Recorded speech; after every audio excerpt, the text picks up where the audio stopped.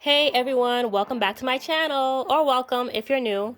So today I'm going to be doing another watch me work video, and today I'm working on Deidre, who is a regular visitor here on my YouTube channel.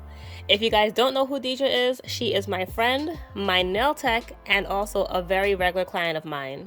So today we're taking down these Bohemian knotless braids that I did on her a little over a month ago. I did them for her right before her vacation, so these braids have been on a cruise ship, at the beach, and also just with her as she ran her regular day-to-day errands. So we had to use synthetic hair for the curls because we couldn't find this color in human hair, and then also we added some tinsel for some fun.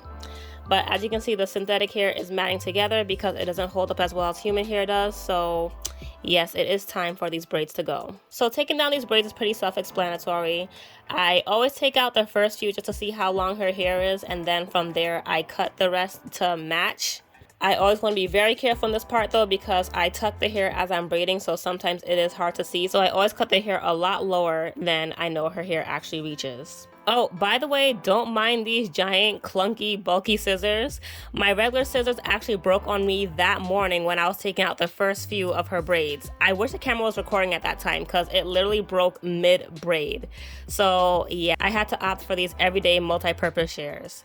But anyway, I just use the end of a tail comb to pull apart the braiding hair until I get to the root of her hair, and I can just remove the braiding hair easily. And then I carefully comb out the hair at the root because that's where all the buildup usually is. Sometimes I use a takedown lotion or oil or something to loosen the hair, but it's not always necessary, and I prefer not to if I don't have to, because usually these takedown products cause the hair to curl up, which can make it very difficult as I'm getting through the head. So if I don't need it, I just prefer to keep the hair dry. Usually if I do use it, it'll be in the first row or two because that's where you get the most buildup. But in this case today, I didn't need to use any of it. So her hair is 100% dry as I'm taking these braids out. So once I get all the braids out, I always like to go back through the hair with a wide tooth comb just in case there's any loose pieces of hair just sitting around in there, because if you just leave it in there and you go to shampoo it, it's going to cause so much tangling. So I like to be on the safe side and just remove all that. So before I wash her hair, we're actually going to refresh her color today. So I am very, very carefully dividing her hair down the middle. I always have to be really careful with this part because it's a split dye. So I want to make sure that I get it right in the center. So as you guys can probably tell, the color at the root of her hair does not match the ends, which by the way is part of the goal, but we don't want the contrast to be that much. When I first did her hair, the color matched a little bit better, but neither of us like how the color faded, so I'm redoing the roots with a different color. She does want her hair to be a darker shade of blue and purple at the roots. She doesn't want the entire head to be as vibrant as the ends, but the blue side had faded to this weird awkward green color that we just weren't feeling at all, so we're going to be redoing that today. If we did want the ends and the roots to match, I would have had to go over it again with lightener, but since that was not the goal, I didn't bother doing that part, so we're just going to go through with straight color. So I'm starting with the blue side first because that was my bigger concern. The purple side wasn't really that bad, but I was just doing it over as well just to keep things even. But I'm starting on the blue side, and I always use foil and pin it to one half of her head to avoid having the color bleed over into the other side because it's a split dye, so it needs to be perfect, you know what I mean? So this part is also pretty self-explanatory. This whole process is pretty self-explanatory, to be honest. But I'm basically just taking her hair down section by section.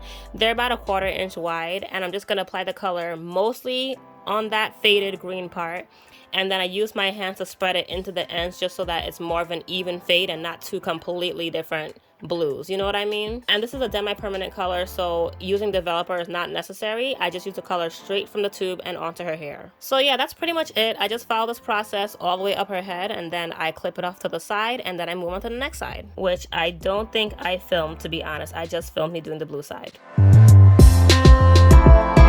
So here is her hair fully saturated with the color, and it just has to sit on for about 30 minutes. So earlier today while I was taking down her braids, look you guys, my nail broke. I was just doing her hair and I saw this thing sitting in her hair and I was like, what's that? Where did that come from? It was my nail. It came from my finger. I don't know how it happened. I must have hit it previously and cracked it and it finally broke off. I'm not sure, but I was gonna just let it rock because my nail appointment was only a week away.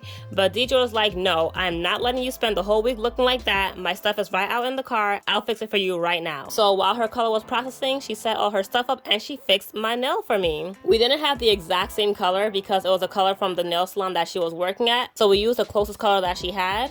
But since it was a little bit off, she did over the same nail on my other hand, so it looked like something that we did on purpose. So now I look like I have an accent nail, so it's perfect. I'm telling you guys, my nail tech, she's a real one. If your nail tech is somebody who's not Deidre, I don't know what to tell you guys. I'm sorry to hear that. Anyway, back to work. So I washed and deep conditioned her hair, which I didn't film. I have an entire video of me washing and deep conditioning her hair in full detail. So if you guys are interested, you can go and check that out. But right now I'm just blowing out her hair, and I know it looks like there is no difference in the color in her hair. It doesn't look like anything has changed, but I promise you guys, once it is dried and flat ironed, you guys will see the color. But like I told you guys, we were going for a darker color in the roots. We didn't want the ends and roots to match, so it's more like a midnight type of blue and then a darker purple on the other side. So that was the goal, and we pretty much got there. But like I said, to get it more vibrant, we would have to bleach it, but that would be for another time. So the style she decided to go with today was pretty simple, just flat ironing. So that's all I did. Again, self-explanatory. So I took very thin little sections and flat ironed her hair section by section. Again, I have a more in-depth video of me flat ironing hair. It's an old video, but still valid because it's the same process. So if you guys are interested in that, you can check that one out as well. But yeah, that's all we did with her hair today.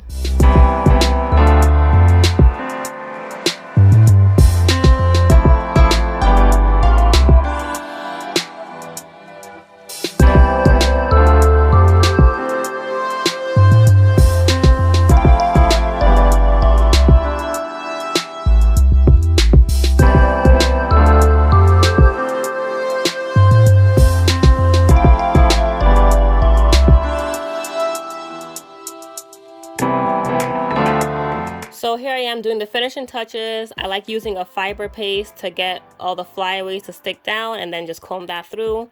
Also, I don't think I showed this, but I use a wax stick for the baby hairs in the front, and then also just some more glossing polish, and that was pretty much that.